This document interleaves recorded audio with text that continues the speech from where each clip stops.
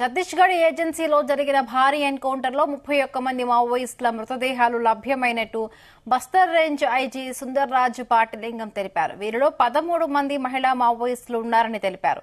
ఛత్తీస్గఢ్లోని నారాయణపూర్, దంతెవాడ జిల్లాల సరిహద్దుల్లో మావోయిస్టు అగ్రని సమాచారం పోలీసులకు అందింది. దీంతో డీఆర్జీ, సీఆర్పీఎఫ్, కోబ్రా, ఎస్టీఓ బలగాలు సంయుక్తంగా కూంబింగ్ నిర్వహించాయి.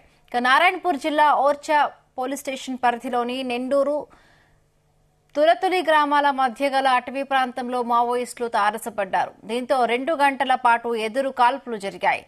మృతులు పీపుల్స్ లిబరేషన్ గెరిల్లా ఆర్మీ 6వ కంపెనీ తూర్పు బస్తర్ డివిజన్ కి చెందిన వారిగా గుర్తించారు. మృతి చెందిన వారిలో 25 లక్షల రూపాయల రివార్డున్న దండకారణ్యం స్పెషల్ జోనల్ కమిటీ సభ్యురాలు, తూర్పు బస్తర్ డివిజన్ ఇన్ఛార్జ్ నీతి అలియాజ్ ఊర్మిళ ఉన్నారు. ఆమెతో పాటు డివిజనల్ కమిటీ సభ్యులు సురేష్, సలాం, మీనా మడకం ఉన్నారు. ఇప్పటి వరకు గుర్తించిన మృతులపై 1.30 కోట్ల రివార్డు ఉందని తెలిపారు.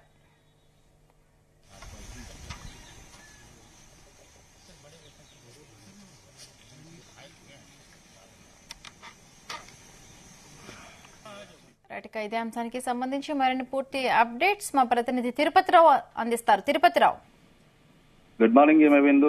ఏదైతే ఛత్తీస్గఢ్ లో శుక్రవారం జరిగిన ఎన్కౌంటర్ లో అయితే మావోయిస్టులకి మరో ఎదురు దెబ్బ తగిలిందని చెప్పాలి. ఏదైతే దంతెవాడ జిల్లా దండకార్యంలో జరిగిన భారీ ఎన్కౌంటర్ లో అయితే మావోయిస్టులకు కోల్పోని దెబ్బ తగిలింది. ఈ ఎదురుకాల్పుల్లో ఇప్పటికే దాదాపు 36 మంది మృతి చెందగా అయితే ఇప్పటికే 31 మృతదేహాలను కూడా అయితే పోలీసులు అయితే స్వాధీనం చేసుకున్నారు. అయితే ఇంకా మృతదేహాల కోసం అయితే అదనపు బలగాలతో అయితే మొత్తం కూడా అడవి మొత్తం కూడా గాలింపు చర్యలు అయితే చేపట్టిన పరిస్థితి అయితే ఉంది. బస్తార్ రేంజ్ లో ఉన్నటువంటి దంతెవాడ, నారాయణపూర్ జిల్లా సరిహద్దు దండకార్యంలో అయితే మావోయిస్టులు కార్యకలాపాలు నిర్వహిస్తున్నారన్న పక్కా సమాచారంతో అయితే శుక్రవారం ఉదయం నుంచి కూడా భద్రతా బలగాలు అయితే కూంబింగ్ నిర్వహిస్తున్న క్రమంలో అయితే భద్రతా బలగాలపై అయితే మావోయిస్టులు కంటపడడంతో లొంగిపోవాలంటూ హెచ్చరించినప్పటికీ కూడా మావోయిస్టులు భద్రతా బలగాలపై దాడి చేయడం జరిగితే ఇటు చేసేదేం లేక భద్రతా బలగాలు కూడా మావోయిస్టులపై ఎదురు దాడి దిగారు. దీంతో మధ్యాహ్నం నుంచి అంటే రాత్రి వరకు కూడా భీకర కాల్పులు జరిగాయని చెప్పాలి. కాల్పుల అనంతరం కూడా ఆ ప్రదేశం మొత్తం కూడా కొంతమంది మృతదేహాలను అయితే లభ్యమయ్యాయి. మృతదేహాలతో పాటు భారీ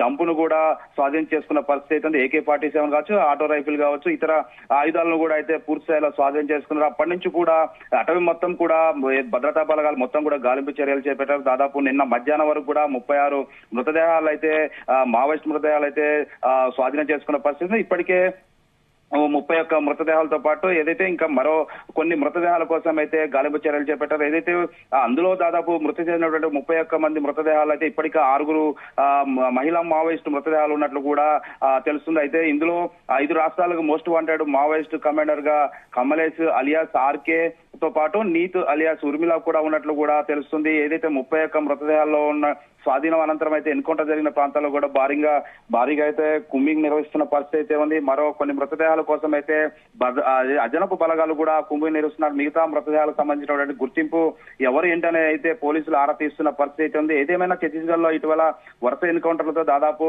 190 మంది పైగా మావోయిస్టులు మృతి చెందగా అయితే ఈ నెలలో అంటే దాదాపు గత నెల చూసుకుంటే ఆగస్టు నెలలో చూసుకుంటే తెలంగాణలోనేటువంటి భద్రాద్రి కొత్తగూడెం జిల్లా కరగూడెం మండలంలో కూడా ఎన్కౌంటర్ జరిగిన సంగతి తెలిసిందే. ఆ ఎన్కౌంటర్ లో లచ్చన్న దళం అంటే 6 లచ్చన్న కమాండర్ తో పాటు దళ కమాండర్ తో పాటు లచ్చన్నకు సంబంధించినటువంటి 6 కూడా మృతి చెందిన పరిస్థితి అయితే ఉంది. ఇప్పటికే అంతేకాకుండా నిన్న జరిగినటువంటి 36 మంది మావోయిస్టులు కోల్పోగా అయితే ఏదైతే మావోయిస్టులకు తీరని లోటు అనే చెప్పాలి. ఇప్పటికే ఎన్కౌంటర్ ప్రాంతం మొత్తం కూడా డిస్ట్రిక్ట్ రిజర్వ్ గార్డు, CRPF జవాన్లతో పాటు ఇటు DRGకి చెందినటువంటి 1500 మంది పోలీసులు కూడా పాల్గొన్నట్లయితే దంతెవాడ అదనపు ఎస్పీ తెలుపుతున్న పరిస్థితి ఉంది. అయితే 2 రోజులుగా సాగినటువంటి భారీ ఎన్కౌంటర్లు అయితే ఇప్పుడు జాతీయ స్థాయిలో ప్రకంపనలు రేపుతుందని, ఎందుకంటే మావోయిస్టు పార్టీ చరిత్రలోనంటే దాదాపు ఇది 2వ ఎన్కౌంటర్ గా అతిపెద్ద ఎన్కౌంటర్ గా అయితే తెలుస్తుంది. అంటే దీంట్లో దాదాపు 1500 మంది జవాన్లకు పైగా ఎన్కౌంటర్ లో పాల్గొన్నట్లయితే ఈ ఎన్కౌంటర్ కి తీవ్రత ఏంటనేది మనం తెలుసుకోవచ్చు. ఏదేమైనా ఇప్పటికీ తెలంగాణలో మావోయిస్టు సంఖ్య నాయకులతో పాటు